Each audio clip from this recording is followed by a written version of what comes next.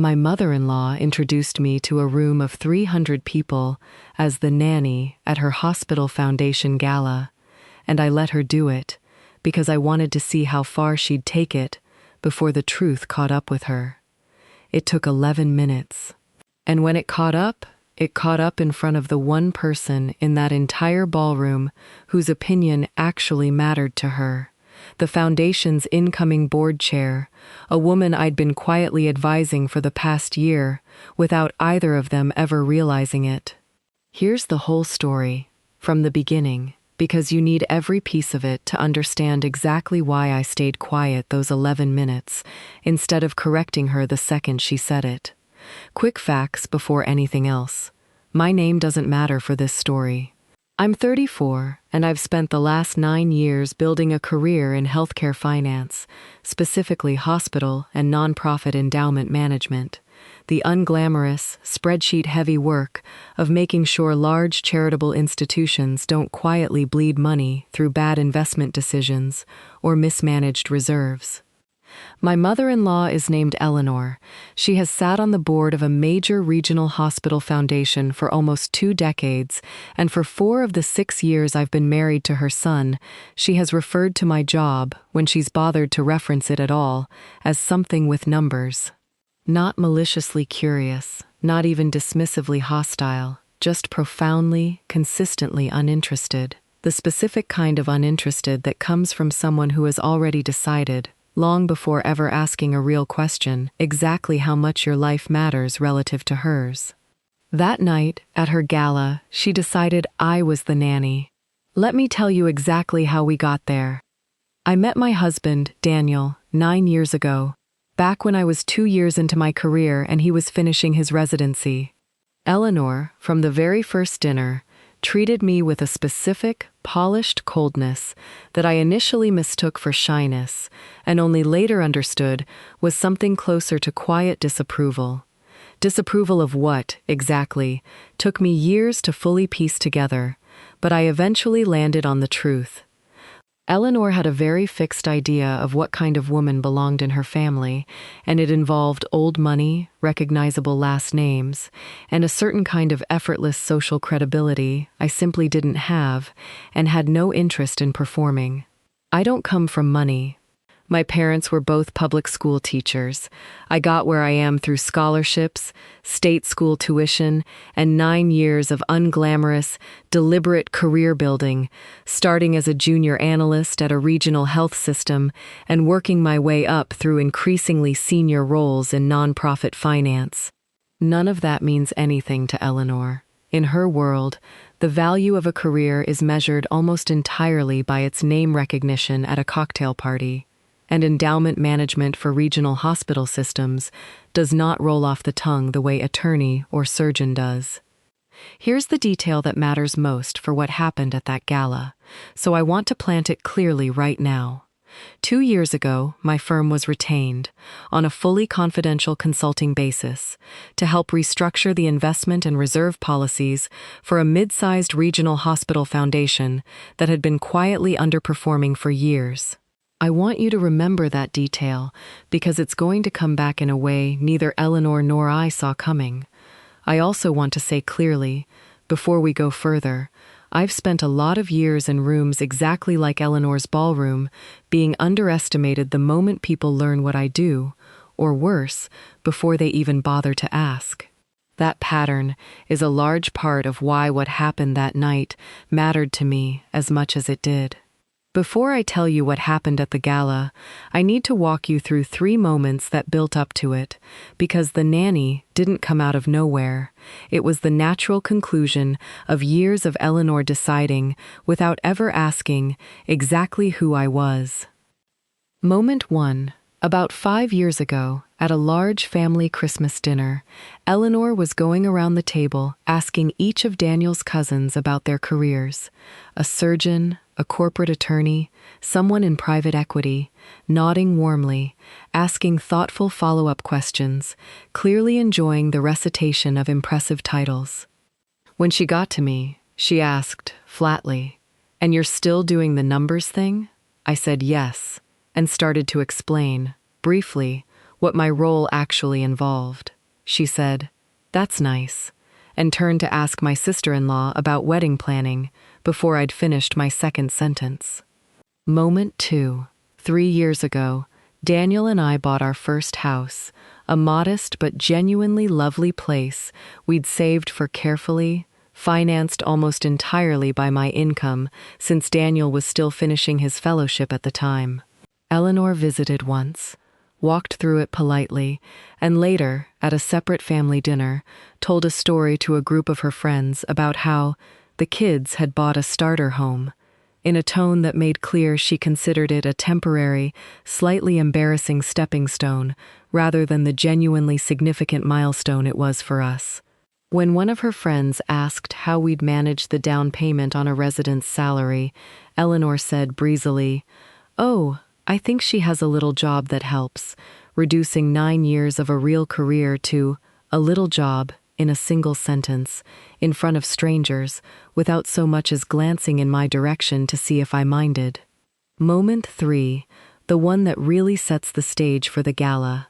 18 months ago, at a dinner where Daniel mentioned, in passing, that I'd just been promoted to a senior director role overseeing a significant portfolio of institutional client accounts, Eleanor's response was to ask whether that meant I'd finally be able to cut back a bit once we had kids, as though a senior promotion in a demanding career was naturally a stepping stone toward eventually stepping back, rather than a real professional achievement worth acknowledging on its own terms.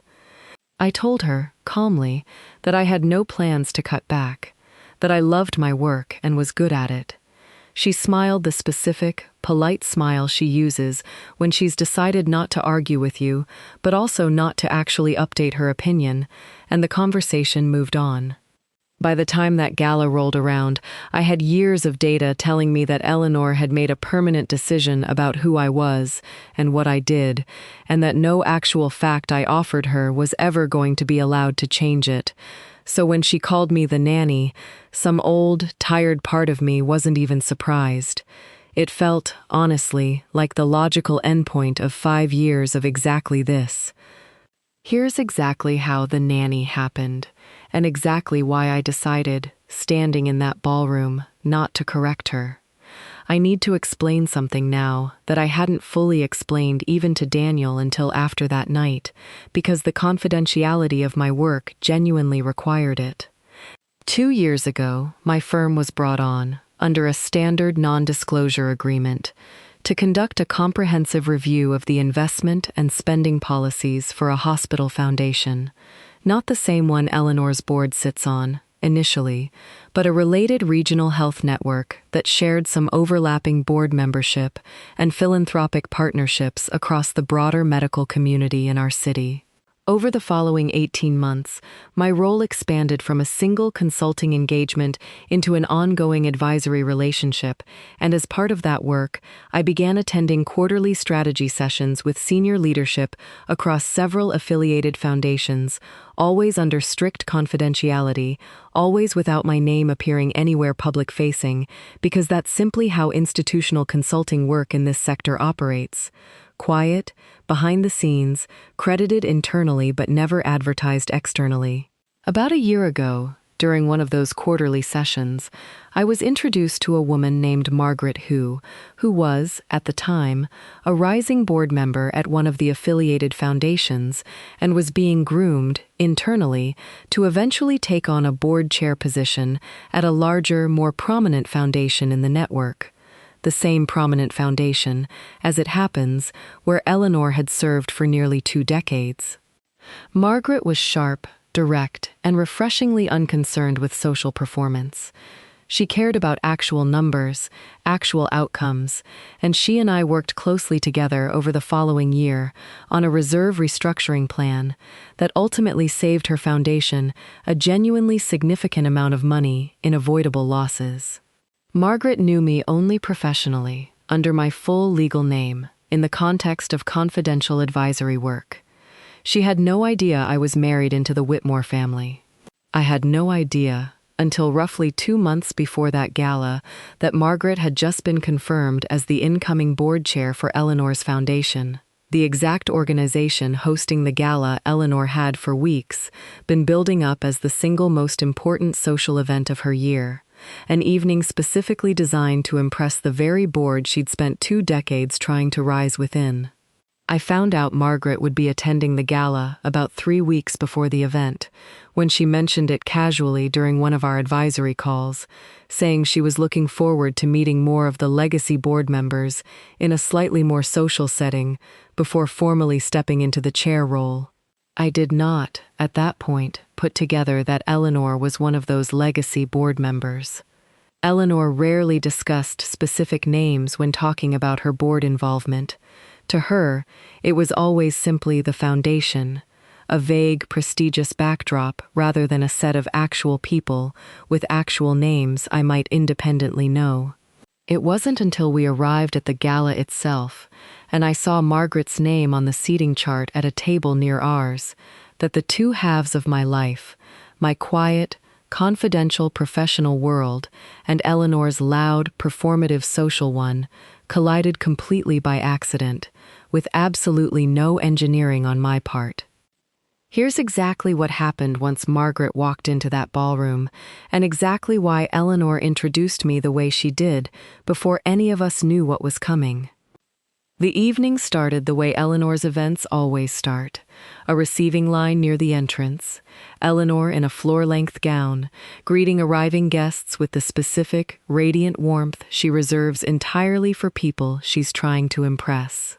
Daniel and I arrived a little after 7, and Eleanor greeted her son with genuine affection, then turned to me with the more measured, performative warmth she uses for family members she considers slightly beneath the occasion. About 40 minutes in, a small cluster of board members and their spouses had gathered near our table, and Eleanor was doing what she does best at these events, working the group, introducing people, positioning herself, subtly but unmistakably, as the connective tissue holding the evening's social order together. When she got to introducing Daniel and me to a couple I didn't recognize, she said, warmly, "This is my son, Daniel. He's a cardiologist." Accurate, appropriately impressive, delivered with real pride. And this is, a brief pause, the kind that told me she genuinely wasn't sure how to categorize me in front of this particular audience. Our nanny, actually. She helps out with the kids. I want to be clear, we don't have kids yet. Eleanor knows this. I think, in that moment, faced with introducing me to people she wanted to impress, some old, ingrained instinct took over, an instinct that said, numbers job wasn't impressive enough to say out loud in this particular room, and rather than actually engage with what I do, her mind simply reached for the nearest, most socially acceptable placeholder that didn't require her to explain anything real about me at all. The nanny required no further conversation. It was small, forgettable, and let the conversation move immediately back to more impressive topics. I didn't correct her. I smiled, said something pleasant and non-committal, and let the moment pass. Daniel, standing right beside me, opened his mouth to correct his mother immediately, and I put my hand gently on his arm and gave him a look that said, "Not now, let it play out." He trusted me enough to hold back, though I could tell it cost him something to do it. I had a specific reason for staying quiet, and it wasn't patience for its own sake. Margaret Hu's table was 20 feet away. I'd seen her arrive 15 minutes earlier, and I had a strong suspicion that this particular misunderstanding was not going to survive contact with the rest of the evening. 11 minutes later, the nanny and the confidential advisor who just saved this foundation from a significant financial loss ended up standing 3 feet apart, and neither Eleanor nor Margaret had any idea, until that exact moment, that they were the same person. The Foundation's program that evening included a brief mid-dinner segment where several board members took turns thanking key contributors and advisors who'd supported the organization's work over the past year. A standard, somewhat perfunctory gesture at events like this, usually just a list of names read off a card. Margaret, as the incoming board chair, had been asked to say a few words during that segment, a small honor reflecting her rising position within the organization. I want to be honest that I hadn't anticipated this part. I knew Margaret would be at the gala. I had no idea she'd be given a few minutes at the podium, and I certainly had no idea what she was going to say once she got there. Margaret spoke briefly about the foundation's financial health, mentioning, in general terms, the reserve restructuring work that had quietly stabilized the organization's investment position over the past year, work she credited, generously and specifically, to an outside financial advisor whose name most of you won't recognize because she spent the last year doing this work almost entirely behind the scenes, without ever asking for a single moment of public credit. She said my name, my full name, clearly, into a microphone, in a ballroom of 300 people, followed by, "If you get the chance to thank her personally tonight, I promise you, she deserves it more than she'd ever admit." I felt Eleanor's head turn toward our table before Margaret had even finished the sentence. What happened at our table over the next 90 seconds is the part of this story I still think about the most, because I watched, in real time, an entire lifetime of assumptions collapse across my mother-in-law's face. Eleanor's expression, in the seconds after Margaret said my name, moved through several distinct stages that I could read as clearly as if she'd narrated them out loud. First, confusion, a brief, genuine, "Wait, that's the same name," moment. Then recognition, as she connected the name at the podium to the woman sitting at her own table, the one she'd introduced as the nanny less than 15 minutes earlier. Then something closer to horror, as she began, visibly, running back through the conversation she'd just had with the couple beside us, understanding exactly what she'd said and exactly who might have overheard it. Margaret finished her remarks and returned to her seat, and within about 2 minutes, several guests who'd heard the mention began approaching our table, offering polite, genuinely curious congratulations, asking questions about the reserve restructuring project, treating me, for the first time in front of this particular audience, as a professional whose work actually mattered rather than a vague placeholder for help with the kids. Eleanor sat through all of this in a state of visible, controlled panic. When the small crowd around our table thinned, she leaned toward me, and I watched her try, and fail twice, to find a way to open the conversation that didn't require directly acknowledging what she'd said. Finally, she managed, quietly, "I didn't realize that was you." The advisor Margaret mentioned. I told her, calmly, that yes, it was me, that I'd been doing that work confidentially for about a year, and that I understood why she wouldn't have known the specifics, since I hadn't discussed the details of a confidential engagement with anyone outside my firm. She asked, and I could hear something genuinely uncomfortable underneath the question, whether I'd known Margaret would be speaking tonight. I told her the truth. I hadn't known Margaret would be given the podium. I'd known Margaret would be attending because we'd been discussing an unrelated project on a call weeks earlier, and I'd simply chosen not to mention it, partly out of professional discretion, and partly, if I'm honest, because some part of me was curious to see how the evening would unfold without that information changing anyone's behavior in advance. Then Eleanor asked the question I'd been waiting for, the one that told me she still didn't fully understand the actual problem. She asked whether I was upset about the nanny comment. I told her, honestly, that the specific comment mattered less to me than the years underneath it. 5 years of watching her decide, without ever once asking a real question, exactly how much my career was worth talking about in rooms she considered important. The nanny comment wasn't an isolated slip.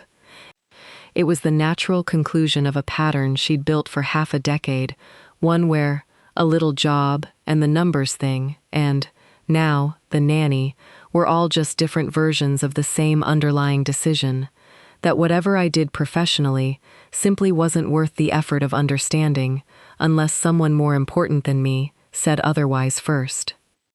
The gala ended a couple hours later, and I assumed, honestly, that this would resolve the way most of Eleanor's minor social missteps resolve. Quietly minimized, rarely discussed again. What actually happened over the following weeks surprised me. I want to be honest that I didn't feel triumphant driving home that night. I felt tired, mostly, and a little sad, in the specific way you feel sad when something you'd known for years finally gets confirmed beyond any possibility of denial. Daniel and I talked at length in the days after, and he told me, for the first time in 9 years, that he'd never fully grasped how consistently his mother minimized my career until he watched it happen in real time, in a room full of witnesses, with a level of clarity that years of smaller comments hadn't quite provided. He said something that mattered to me a lot, that he'd always assumed his mother's comments were mostly about awkwardness or generational distance, rather than a real, ongoing pattern of dismissal, and that seeing Margaret's introduction land the way it did had made him finally understand the gap between what he'd assumed and what I'd actually been living with for years. Eleanor called me about 4 days after the gala. It wasn't quite an apology in the traditional sense.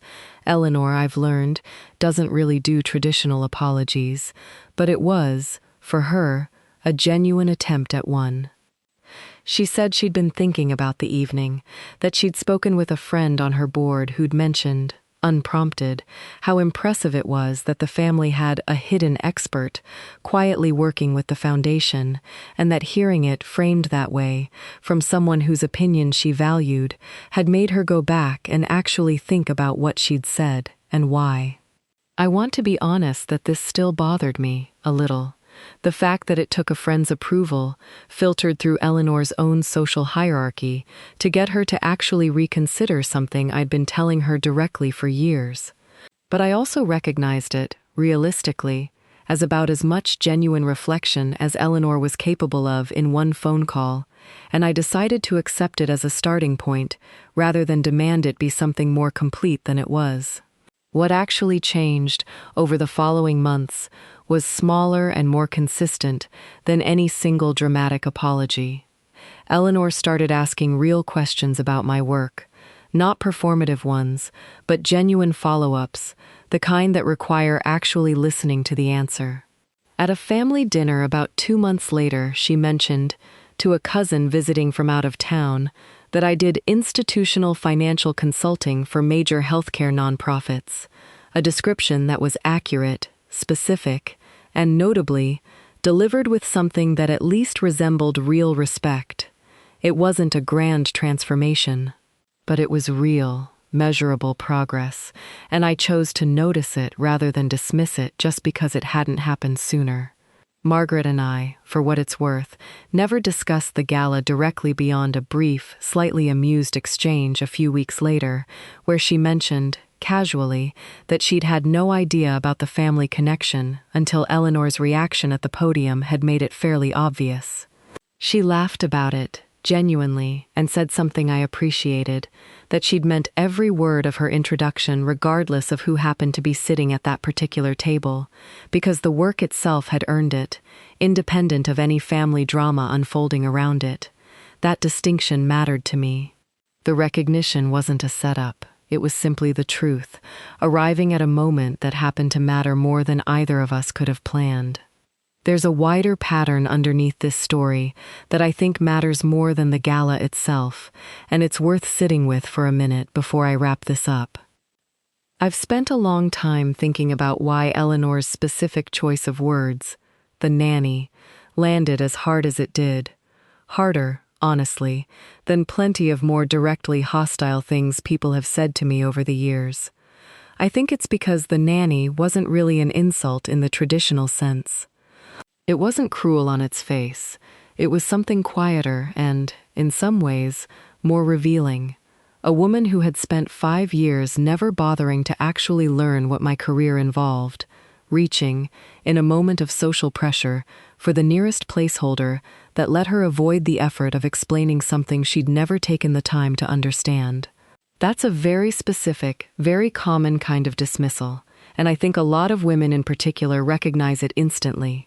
The experience of having your professional identity treated as a footnote, something to be summarized in the fastest, least effortful way possible, because actually engaging with it would require someone to admit they'd never really been curious about you at all. If you've ever had a family member, a mother-in-law, a parent, anyone who held real influence over how you were perceived in a room, consistently minimize what you do, not out of active malice, but out of years of simply not bothering to ask, I think you already recognize the shape of this story long before Margaret ever reached that podium.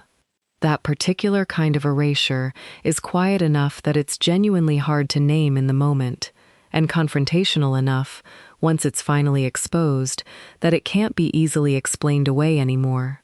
What I've come to appreciate most, looking back, isn't the moment Eleanor's face fell at that gala, satisfying as it genuinely was.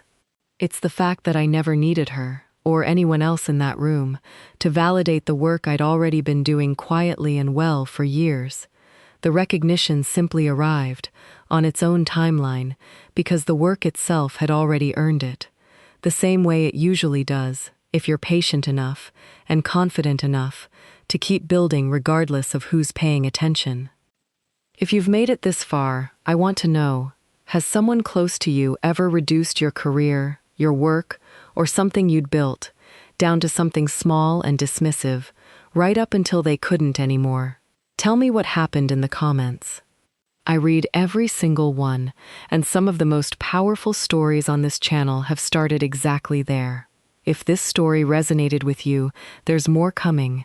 I post a new one every few days, so if you don't want to miss the next one, you already know what to do.